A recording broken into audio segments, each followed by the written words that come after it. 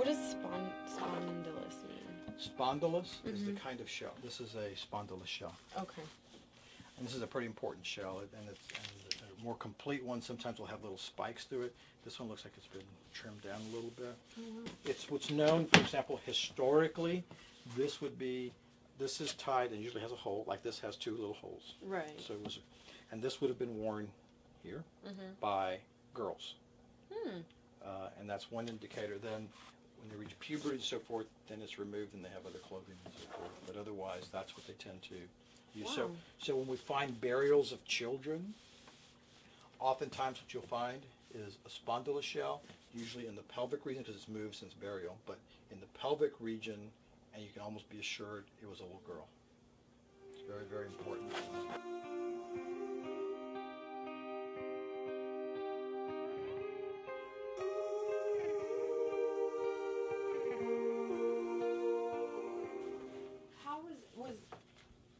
I mean, obviously this probably wasn't intact at all, but I mean, would these beads have gone with this, or you have no way of knowing? It depends on where it was in the burial and how it fits.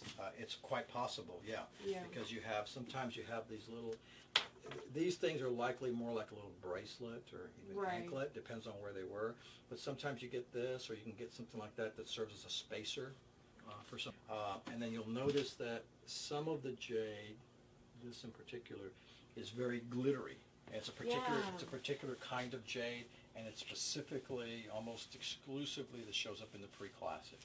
So whatever the source and origins of that was the stuff to have. That's what everybody has at that time that has jade.